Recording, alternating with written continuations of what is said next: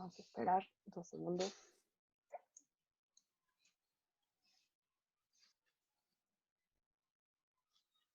Bueno, pues muy buenas noches a todos. El día de hoy vamos a hablar de lo que está pasando, evidentemente, como todas las otras noches, en esta coyuntura de pandemia. Sin embargo, hoy tengo a dos personas que nos van a hablar precisamente en uno de los focos que se han vuelto el centro de la epidemia en Estados Unidos desde Nueva York.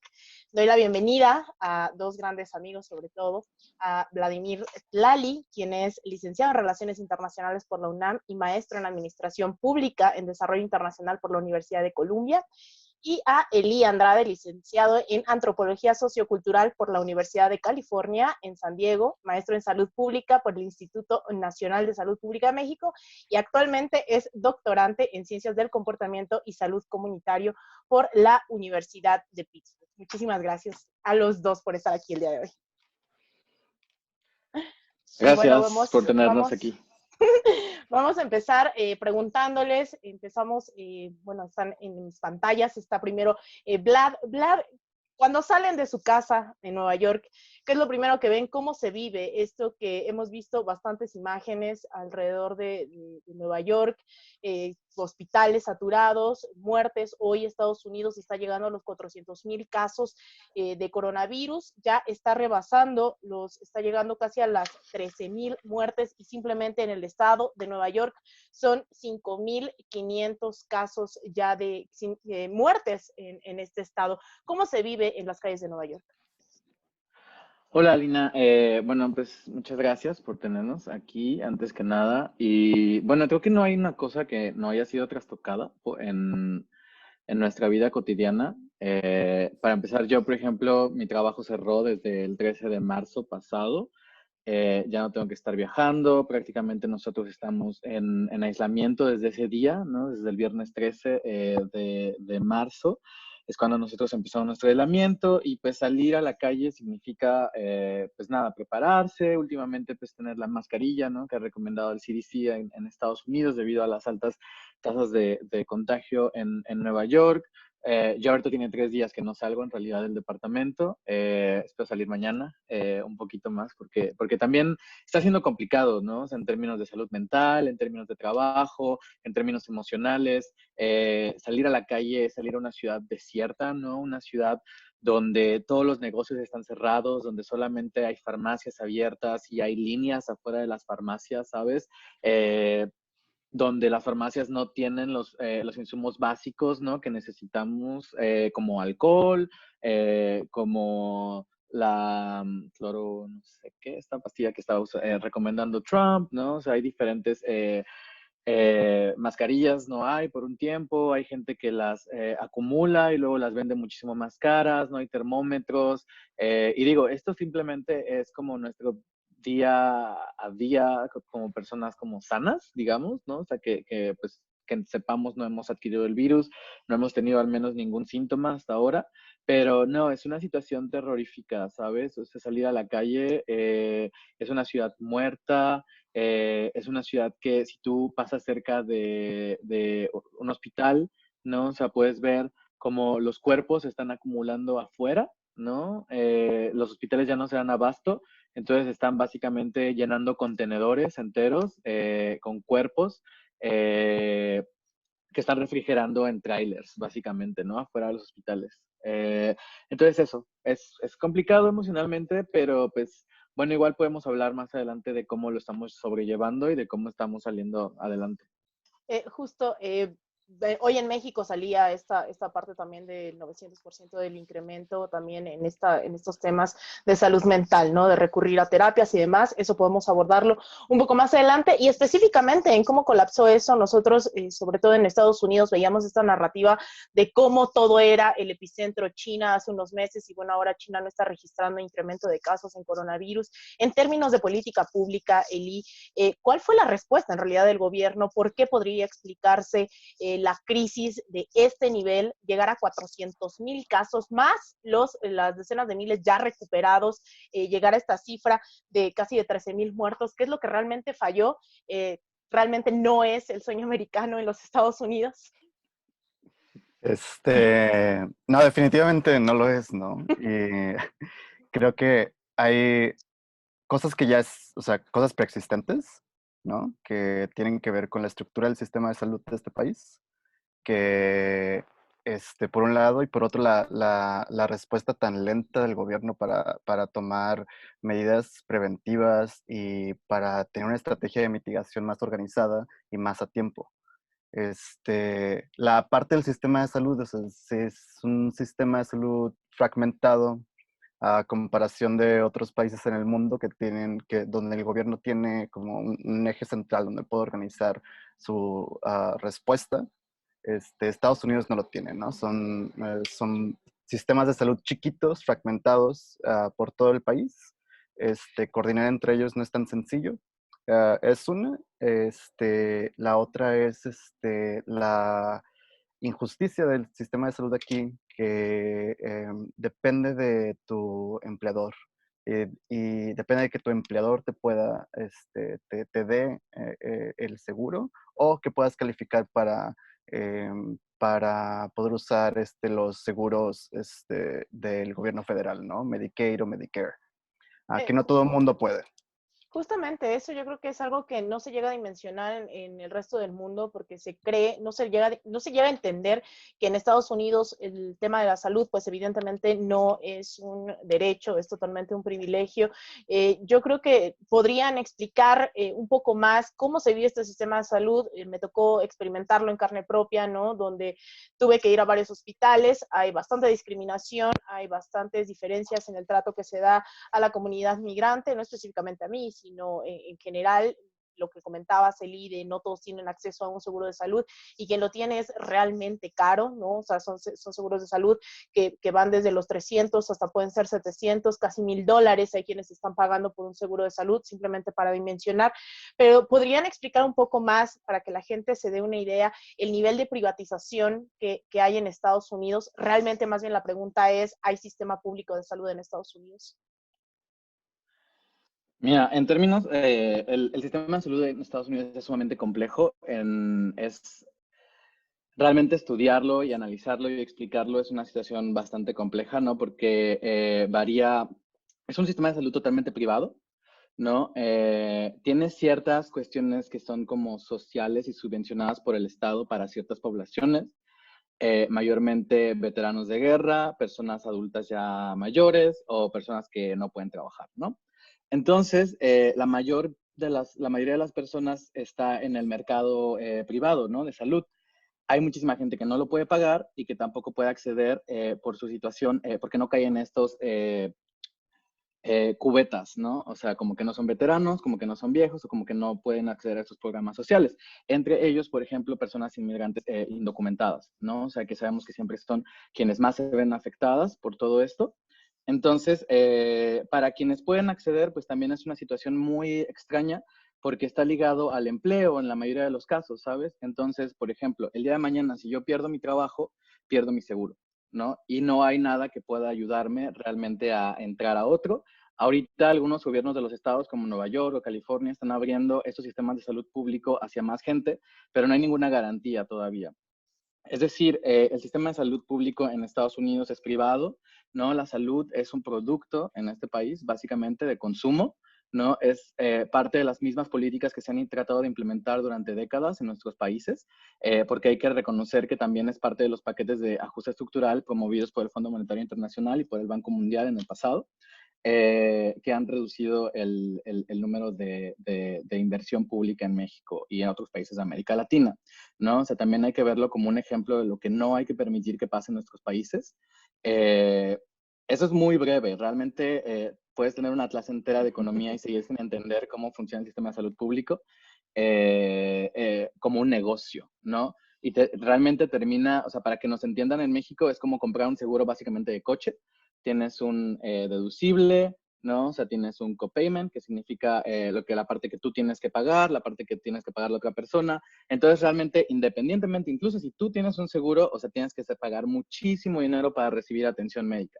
En mi caso, por ejemplo, que tengo un buen seguro, de acuerdo con mi trabajo, o sea, si cualquiera vez que yo quiera al hospital, son $50 al menos, ¿no? O sea, que tengo que pagar de mi bolsillo. Aparte de todas las cuotas que mi trabajo ya está pagando para solventar esto, porque pues tengo también el privilegio de tenerlo. Ambos han estado, estarán de acuerdo conmigo en realidad esta parte de la pandemia lo que ha logrado es desmenuzar poco a poco estas desigualdades, profundizarlas también, y claro que estamos hablando también de un debate en términos de racismo estructural dentro de los Estados Unidos y a nivel general. Bernie Sanders, el candidato presidencial demócrata, ha hecho su campaña básicamente en torno a esta propuesta de seguro de salud para todos. Hoy estuvo poniendo sobre la mesa este debate que seguramente ustedes tendrán muchísimo que aportar, que son las diferencias raciales. A pesar de que sí, todos podemos contagiarnos de coronavirus, definitivamente las posiciones en este sistema productivo son totalmente distintas, específicamente, por ejemplo, en el caso de Estados Unidos, para la comunidad migrante y para la comunidad afroestadounidense. Él mencionaba que en el estado, en Luisiana, simplemente el 70% de quienes han resultado contagiados es la población afroestadounidense, cuando en realidad solo representan una tercera parte de la población. ¿De qué van estas desigualdades estructurales? ¿Cómo podríamos dimensionarlas? ¿Quiénes son los grupos más vulnerables hoy ante el coronavirus en Estados Unidos? Algo que, algo que no podemos describirles ahorita, por ejemplo, es la, cómo están viviendo su día a día las personas que siguen saliendo a trabajar todos los días. Y la mayoría de estas personas son personas de color, ah, población migrante, poblaciones afroestadounidenses, latinos, que siguen saliendo, ¿no? Y que siguen saliendo a hacer funcionar esta ciudad dentro de la crisis de una pandemia, ¿no? Porque todavía necesitamos gente que limpie, que haga comida, que mueva comida en la ciudad, que maneje el sistema de transporte público. Y también estamos viendo que muchas de estas personas en esta ciudad están muriendo, ¿no? Al final están siendo expuestos al virus de una manera que no todos vivimos de manera ah, equitativa, ¿no? O sea, entonces el riesgo, cómo se distribuye el riesgo de contagio no es equitativo en este país, ¿no? O sea, no todos tenemos el mismo riesgo y el color de tu piel y tu raza tiene un factor ahí, ¿no? Y cómo esto va ligado con tu clase social también, ¿no? Al final, o sea, es como darle a escoger a un conductor de autobús no salir a exponerse y dejar de trabajar cuando es de los pocos que probablemente pueden seguir trabajando. Es poner a una persona en una situación muy, muy, muy complicada, ¿no? Es como eliges entre perder tu trabajo o salir y exponerte. Y no hay muchas opciones para muchos, ¿no? Entonces, la manera en que se está muriendo aquí la gente no ataca a todos igual, ¿no? O sea, todos estamos susceptibles al contagio. Si te mueres o no te mueres, creo que no es solamente cómo el virus interactúa en tu cuerpo, ¿no? También tiene que ver con tu raza, también tiene que ver con tu clase social en este país. Claro, yo creo que es un discurso que muchas veces omiten, ¿no? Porque creo que esto también pretende homogeneizar, ¿no? Cuando dicen es que el coronavirus no discrimina, bueno, no discrimina, pero este sistema económico definitivamente lo hace. Y bueno, Vlad, tú has tenido más cercanía también por parte de tu trabajo con la comunidad LGBTI. ¿Crees cómo esto podría atravesar, cuál podría ser la intersección dentro de esta pandemia? ¿Cómo se ha estado tratando en el caso, por ejemplo, en Nueva York, que insisto, es uno de los más brutales? Casi la mitad de todos los muertos que ha habido en Estados Unidos han sido simplemente en este estado. Esta categoría, ¿cómo podría explicarse? ¿Qué es lo que está pasando en este entorno? Sí, mira, yo trabajo en el LGBT Center de Manhattan. Ahorita pues está cerrado. Entonces hay muchísima gente que depende en este centro para muchas cosas, ¿no? Para acceder a la seguridad social, ¿no? En Estados Unidos, para acceder a seguro de desempleo, para acceder a más espacios de socialización que no están teniendo ahorita, para acceder a tratamientos para dejar la dependencia a sustancias, para dejar la dependencia al alcohol, para hacer no sé, personas que tuvieron problemas emocionales, psicosociales, enfermedades sexuales, todas las cosas a las que las personas LGBT ya están mucho más expuestas, se agravan, ¿no? Y es parte de lo que yo quería decir en ese sentido, que todas las intersecciones ahora están jugando en contra de las personas, o sea, si eres inmigrante, si eres de color, si eres homosexual, si eres lesbiana, si eres una mujer transgénero, si eres negra, si eres negro, si eres indígena, ¿no? Otra de las organizaciones con las que colaboro aquí es una organización de indígenas, ¿no? O sea, migrantes, sobre todo de Puebla y de Tlaxcala, ¿no? Nos informan que prácticamente 40%, ¿no? O sea, de las personas están con un muy alto riesgo o están en riesgo o ya tienen coronavirus, ¿no? O sea, realmente y es una población que no tiene acceso a la seguridad social, que no va a tener acceso a estos cheques que Trump va a mandar, ¿no? Que no va a tener acceso a ningún tipo de ayuda de parte del Estado ni de parte de la sociedad. Es entonces bueno, yo quiero hablar como de dos cosas, ¿no? O sea, primero de cómo el impacto está sucediendo en cada país, ¿no? Y de cómo esto depende de diferentes factores, ¿no? Que se conjugan. Podemos verlo en Europa, en Japón, en Estados Unidos, pero hay diferentes factores, ¿no? O sea, podemos hablar del liderazgo del gobierno, de qué tanto se basa en la ciencia, de qué tanto se basa en el orgullo, ¿no? Como en Estados Unidos, como en el Reino Unido, ¿no? Que no hicieron lo que tenían que hacer. ¿Qué tantos recursos hay previamente en el país? ¿No? Es otro, ¿no? O sea, a pesar de que Estados Unidos tomó muy malas decisiones en algún momento, tiene muchísimos recursos que movilizar y eso no hay que olvidarlo, ¿no? Es capaz de detener a una compañía para que no exporte cosas a Canadá, ¿no? Y de tomar todas las cosas que las maquilas mexicanas están produciendo y repartirlas en Estados Unidos, ¿no? Condiciones previas como el sistema de salud pública, como la pobreza, como el racismo, como qué tanto tenemos un sistema de bienestar o no. Y finalmente la sociedad, ¿no? O sea, realmente tenemos que regresar a que esto es un cambio societal. Yo también, pues no sé, o sea, esta onda del quédate en casa, ¿no? O sea, como creo que quédate en casa es como la cuestión de poder, en este momento también abre muchas preguntas, ¿no? Como, ¿quién se queda en casa? ¿Quién se puede quedar en casa? ¿Cómo podemos ayudar socialmente a que más gente se quede en casa? Podemos volver después, cuando estamos hablando de cómo estamos sobrellevando esto y de cómo estamos promoviendo alternativas y cambio, ¿no? En este momento, ¿no? Porque parte de eso es pensar en los demás y pasa por pensar en los demás. Justamente yo creo que parte de estas narrativas que ahora se están desmontando a sí mismas y que ni siquiera los medios de comunicación pueden mostrar, es esto que mencionabas, ¿no? Como el país más poderoso del mundo es capaz de, por ejemplo, declarar una guerra a otro país a mitad de una pandemia, pero no es capaz de salvar a decenas de miles de personas. Y estas declaraciones que hace Trump de que si habrán salvado entre 100,000 y 200,000 personas es porque lo habrán hecho bien.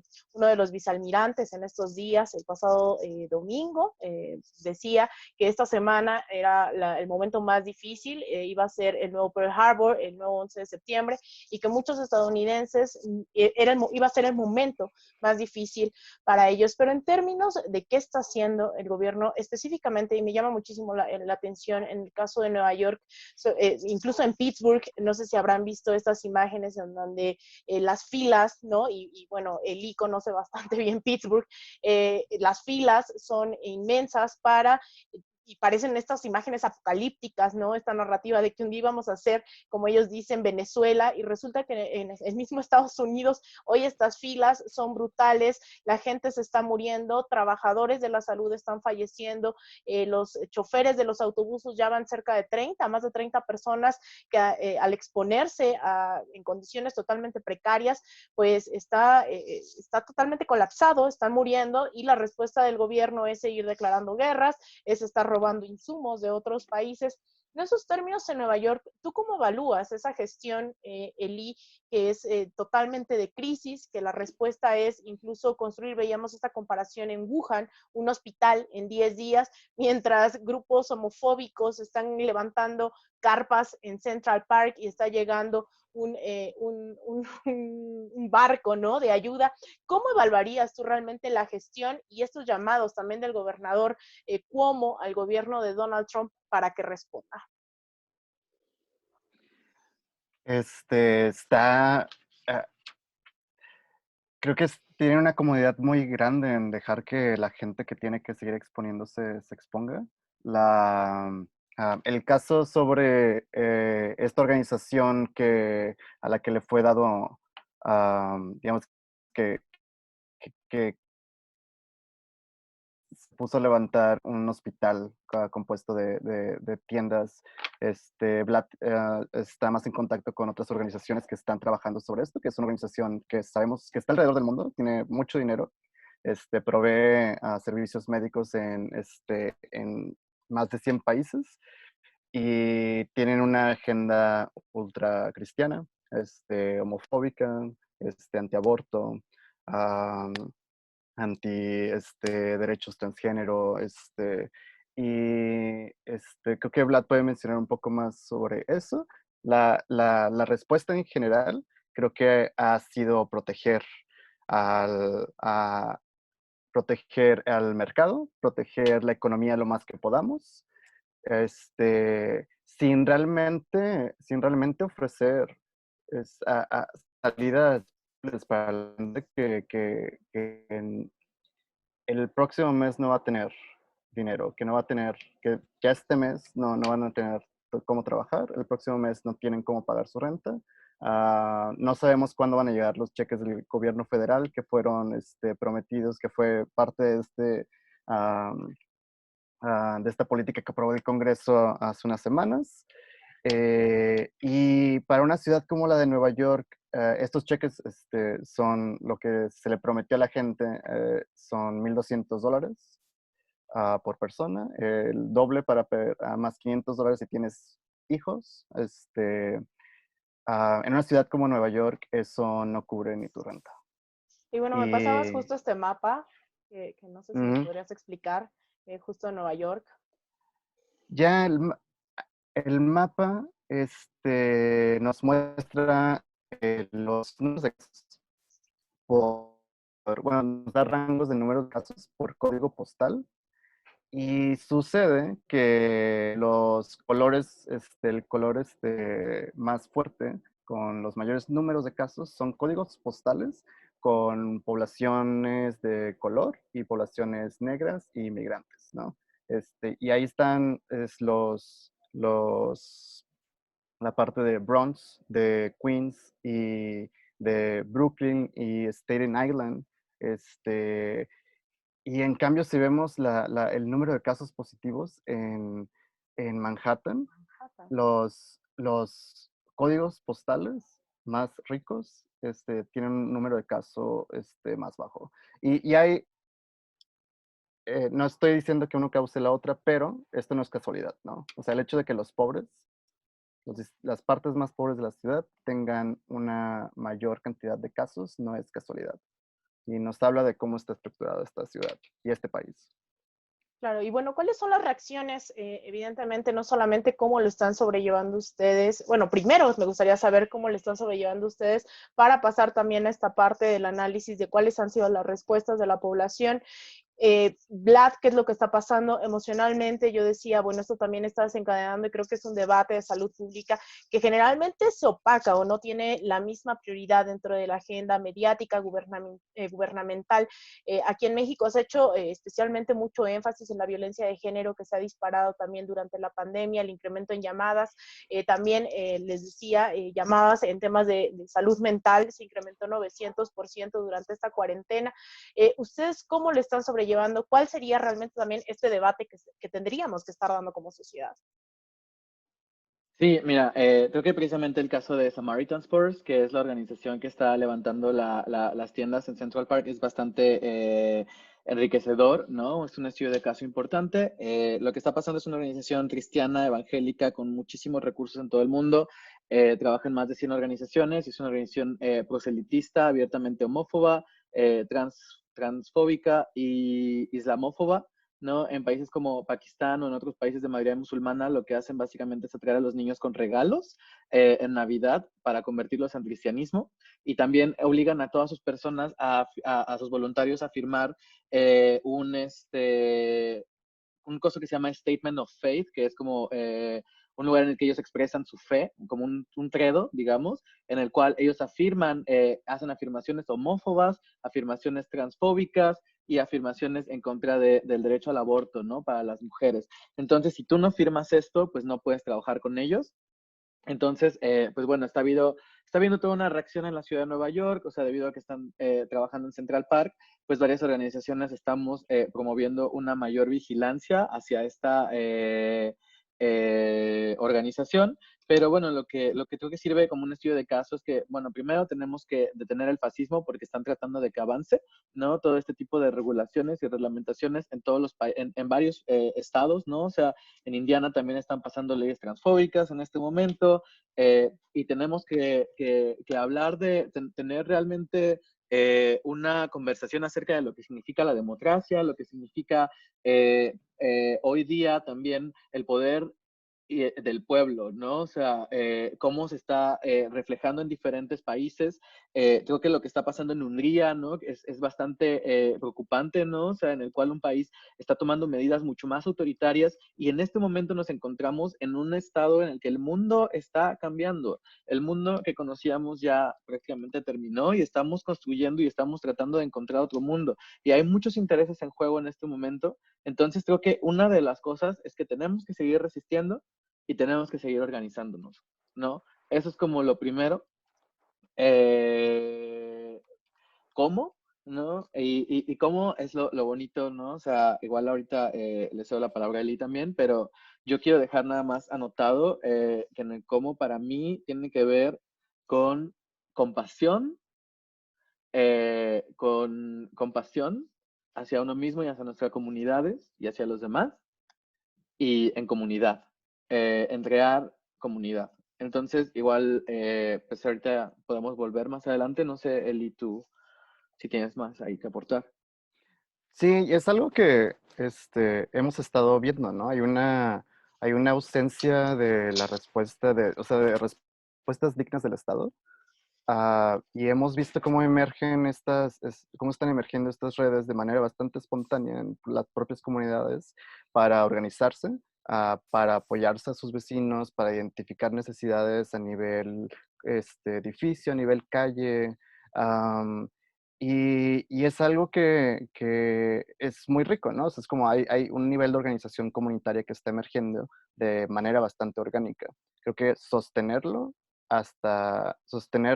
y que una vez que nos digan que esto ya pasó, no dejar que muera, ¿no? No dejar que se diluya estas redes de organización que ahorita están haciendo.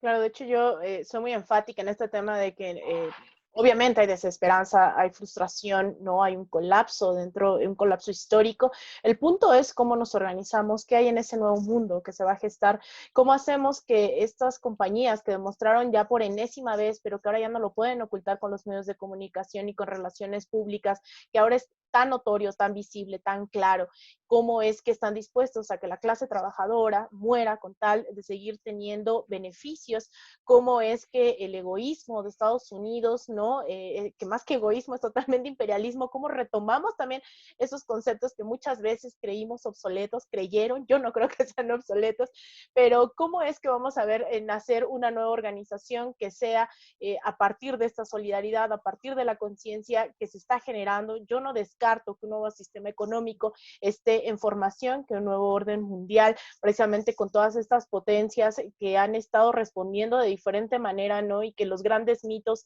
sobre el neoliberalismo se están derrumbando. Bueno, yo creo que esa es la gran labor, cómo nos organizamos, sobre todo cuál va a ser la respuesta original de la gente, ¿no? Si solamente se van a quedar en el desencanto, la frustración, o realmente nos vamos a organizar y sumar a un proyecto. Yo creo que he visto en los últimos días también estos nuevos proyectos, la suma de gente a partidos con una línea abiertamente socialista, ¿no? Ya lo veremos eso, pero también en la parte de lo más tangible, obviamente las comunidades más golpeadas, ya lo destacábamos en un principio, la comunidad inmigrante, afroestadounidense, LGBT, que son los históricamente, ¿no?, oprimidos dentro de nuestras sociedades, no solamente de Estados Unidos, los pueblos indígenas. Ahora también hay movimientos muy genuinos, hay huelgas, hay paros, pero específicamente también en Nueva York ustedes están siendo parte de estos movimientos, específicamente en lo que respecta al pago de las rentas. Evidentemente el tema de las inmobiliarias, tanto en Estados Unidos como en México, como en otras latitudes, y la gentrificación es un tema muy importante, pero ¿cómo lo están sobrellevando toda la gente que evidentemente no tiene ingresos ya del día a día y que las rentas oscilan en a veces más de esos $1,200 que en el mejor de los casos esos grupos van a recibir? Sí, mira, yo quería hablar precisamente de estas dos cosas, ¿no? O sea, en términos de compasión, ¿no? Hacia uno mismo y hacia los demás que lo necesitan ahorita, o sea, porque la verdad es que también hay muchos llamados ahorita hacia un estilo de vida súper productivista, sobre todo en un país como Estados Unidos, donde todo se trata de producir, producir, producir, producir, producir todo el tiempo. Entonces creo que hubo en un principio cuando empezó ya la cuarentena pues, seria, ¿no? En el 13 de marzo, ¿no? O sea, que realmente había este ímpetu de seguir produciendo, ¿no? Y que al final de cuentas, pues bueno, después de un par de semanas nos dimos cuenta de que no estamos trabajando desde casa, ¿no? Estamos tratando de sobrevivir a a la peor crisis de toda nuestra vida, ¿no? Probablemente, ¿no? Y tratando de trabajar desde casa. ¿No? Entonces, pues bueno, para mí, en términos de salud mental, pues también colaborar e involucrarme con los demás ha sido algo importante, ¿no? Entonces, pues hay, por ejemplo, el grupo de nuestro barrio que se llama Bushwick, tiene un grupo, ¿no? En Facebook, donde la gente está organizada, donde puedes llenar un formulario para ser voluntario y ayudar a personas que, por ejemplo, definitivamente no pueden salir de casa. Entonces, con un montón de precauciones, con todo el equipo adecuado, puedes unirte, ¿no? Y ayudar a estas personas, puedes donar comida, puedes como realizar diferentes cosas. Son cosas que en México ya se están haciendo. Varios de nuestros compañeros en México se están organizando y pues yo llamo a más compañeros a organizarse y a pensar en estas personas, ¿no? O sea, que están ya aisladas, ¿no? O sea, las personas adultas mayores, por ejemplo, las personas LGBT, ¿no? O sea, las personas inmunocomprometidas, las personas que no tienen un trabajo, ¿no? O sea, si está en nosotros poder ayudarlas de alguna forma, pues tratemos de ayudarla. Hay formas de hacer todo esto sin contacto, ¿no? Y hacer todo este tipo de colaboraciones guardando la sana distancia y con todas las precauciones que se requieren para que no sea una fuente de contagio, pero sí pensar en ellos y en ellas. Otra cosa que se está haciendo aquí es la huelga de rentas, ¿no? O sea, que es básicamente detener el pago hacia los dueños de los edificios. Entonces, un poco, Nueva York es una ciudad muy cara, ¿no? Para vivir y la mayor parte, y buena parte de la gente vive en departamentos de los cuales no son dueños, ¿no? La mayoría de las personas viven en departamentos de los que no son dueños. Hay un mercado inmobiliario brutal, ¿no? En esta ciudad. Hay, por ejemplo, miles de departamentos de lujo vacíos en Manhattan que son solamente para especulación financiera por parte de gente que vive en Londres o de gente que vive en los Emiratos Árabes Unidos o de gente que vive en diferentes países, ¿no? Del mundo y que utilizan solamente esta propiedad para especulación. Entonces ya nos enfrentamos a un mercado demasiado complejo y con características brutales. Para mí es impresionante el mercado inmobiliario en Nueva York. Y con esto que está pasando, lo que nos estamos enfrentando es que colectivamente millones de personas realmente están en la posibilidad de no poder pagar su renta, ¿no? Y es una posibilidad real. Entonces, pues mucha gente ya no la pagó. Las rentas se pagan aquí el primero de cada mes, entonces mucha gente ya no la pagó en abril, mucha más gente se va a unir a mayo, a la gente que no la va a poder pagar, simplemente porque perdieron sus trabajos, porque sus negocios era una estética y cerraron, porque era un tatuador y tuvo que cerrar, porque era un masajista, porque era muchísimos. Imagínate todos los trabajos que dependen en todo, bares, cines, toda esta gente se quedó sin trabajo, básicamente, ¿no? Entonces, pues toda esta gente que no va a poder pagar la renta, pues no la va a poder pagar, ¿no? Pero también hay otra organización solidaria, ¿no? En la cual también estamos tratando de tener los pagos hacia los dueños y las compañías de manejo de compañías de bienes inmuebles, porque lo que se está buscando es que haya una ley a través de la cual se cancelen las rentas de por al menos 3 meses, que pase una ley por parte del gobernador utilizando su poder ejecutivo o por parte del Congreso del Estado de Nueva York utilizando también los poderes a los que tienen acceso de acuerdo a la Constitución del Estado. Lo que está pasando en este momento es que el gobernador ha dado ya facilidades para los dueños de propiedades y para las compañías de manejo de propiedades para que dejen de pagar sus, ¿cómo se dice? Hipotecas. Pero no es, y también, pero no está dándole ninguna facilidad a las personas que rentamos, ¿sabes? O sea, si tú perdiste tu trabajo, lo único que te están diciendo ahorita es por 90 días vamos a detener que te boten de tu casa, ¿no? Vamos a detener que lleguen la policía y te saque de tu casa, pues lo vamos a hacer por 90 días porque somos muy cool y somos progresistas, pero en realidad la gente que perdió su trabajo y sobre todo la gente que falleció, o sea, este es el punto, o sea, la gente que falleció, digamos, ¿cómo sus familias van a poder pagar rentas tan caras? Este es un momento en el que nos estamos tratando de unir todos los que podemos también a un movimiento de huelga de renta en las cuales se pueda presionar a las compañías de manejo. En el caso del lugar en donde vivimos, Alina, quiero que te des una idea. Nosotros pagamos aquí una renta de aproximadamente $3,000 entre tres personas, entre tres cuartos, ¿no? Eso es no sé en cuánto está el peso ahorita, pero son más de 90,000 pesos. ¿No? De renta. Uh-huh. La compañía a la que nosotros le rentamos tiene aproximadamente 140 edificios Claro. y tiene más de 1,600 unidades. Claro, no estamos hablando de pequeños dueños, estamos hablando de inmobiliarias.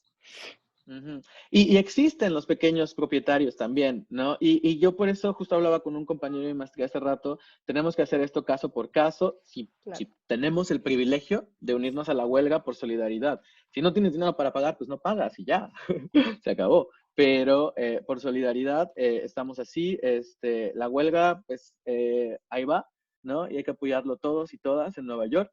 Estamos organizándonos. Si tienen dudas, se pueden poner en contacto con nosotros. Vamos a seguir organizando y participando en este movimiento porque pues, es la forma en la que podemos colaborar con nuestras comunidades de inmigrantes, de indígenas, de personas LGBT, de personas adultas mayores que no van a poder pagar su renta y que no van a recibir ningún apoyo de este Estado. Exacto. Y sabes que esas son esas... Perdón. Adelante, adelante. En realidad es eso. Más bien quisiera también poner énfasis en eso. Eli, ¿cuál es tu llamado a la solidaridad? ¿Cuál es ese mensaje que podrías mandar a la gente que está viéndonos desde otras latitudes, no solamente desde México, y tú estando con todo lo que has contado, ¿no? Desde el centro de la pandemia en Estados Unidos? ¿Cuál sería tu llamado, tu mensaje hacia el resto de la población? Bueno, antes de esto, nada más para dimensionar la magnitud del número de personas en este país sin trabajo. Hay 6 millones, más de 6 millones de personas han pedido beneficios por desempleo en el país. Es lo más alto que ha habido en la historia de Estados Unidos. Nunca había habido tantas personas sin trabajo. Este es un número récord, ¿no? Y la magnitud de esto es gigantesca, ¿no? Y tomando eso en cuenta, ¿no? O sea, es que son al menos 6 millones de personas en Estados Unidos solamente, que no pueden pagar su renta, que no pueden mantenerse, ¿no? Creo que los que estamos en una mejor situación, ¿no? Los que tenemos una estabilidad mayor, podemos darnos la tarea, ¿no? De participar en estas redes de apoyo mutuo, de acercarte a tu vecino, de hacer un diagnóstico de tu edificio, de tu cuadra, de identificar a las personas que no pueden salir, ver qué les falta, ver cómo nos podemos conectar para tener una red de apoyo mutuo, ¿no? En este país no podemos esperar que el Estado venga a darle comida a las personas que no pueden salir. Creo que es algo que no ha pasado, no va a pasar. Aquí en la ciudad, la ciudad está dándole 3 comidas diarias a la gente, pero tienes que ir a un lugar, tienes que transportarte. Si eres uno de los grupos en riesgo, pues es ponerte en riesgo, ¿no? Claro. A los que tenemos un riesgo menor, o sea, creo que la invitación es acércate a tu vecino, ¿no? O sea, haz un diagnóstico de tu edificio, de tu cuadra, y usa ese mucho privilegio que puedas tener, ¿no? Para favorecer a los que ahorita no pueden salir. Bueno, de hecho yo me quedo con este mensaje. Vlad, ¿quieres agregar algo? Sí, y que nada más eso, o sea, no necesariamente pasa por salir a la calle y hablar con ellos y estar en el pasillo, ¿no? O sea, del edificio platicando, ¿no? O sea, hoy día todo lo que estamos haciendo se hace en línea, ¿no? O sea, se hace desde por teléfono, se hace por correo. Lo más importante también, sobre todo nosotros que somos personas que tenemos el privilegio de contar con seguro social, con cobertura de salud, con contar con un trabajo, también es no contagiar a los demás, no creernos que somos invencibles, no creer que no porque nosotros no nos pueda llegar a pasar algo, que sí puede y que es muy real, pero no poner en riesgo a los demás. Y hoy día como que todas nuestras acciones están tendiendo hacia pensar en los demás todo el tiempo. Sí, de hecho, bueno, me quedo con ese mensaje, ¿no? De hacer y presionar en la medida de lo posible para que la solidaridad sea la nueva política pública, no esperar a que el gobierno y específicamente el de Estados Unidos haga, ¿no? Lo que tendría que haber hecho desde un principio, que responder a los intereses de la población, y tan así que no lo hicieron, que el día de hoy sacaron a votar a cientos de miles de personas en Wisconsin, ¿no? A pesar de toda esta pandemia, no fueron capaces de retrasarlo, han pospuesto las elecciones primarias demócratas. Sin embargo, bueno, eso, exponer ante todo a la población, ya sea por acción o por omisión, ha sido la regla del gobierno de Estados Unidos. Y pues bueno, Eli, Plat, yo les agradezco muchísimo que me hayan acompañado hoy. Y a los que nos están viendo, también quisiera compartirles en la parte de los mensajes, en unos momentos, que sí hay estos fondos, ¿no? Que la población se está organizando para, sobre todo, los más golpeados de esta pandemia, que son sobre todo las comunidades, ya hablábamos, migrantes, indocumentadas, que no van a recibir estos $1,200 en el mejor de los casos, que tampoco es el gran ayuda, como hablábamos, como lo dimensionábamos, comunidades indígenas, etcétera. Entonces, bueno, en la zona metropolitana, varias organizaciones, la colectiva, DNB Solidarity, varias organizaciones en realidad están haciendo ya una recaudación de fondos para estas comunidades más afectadas. Entonces, bueno, ahí lo voy a poner. Nuevamente, muchísimas gracias y nos vemos en estos días para seguir hablando sobre cómo se vive esta pandemia en todo el mundo. Gracias. Gracias.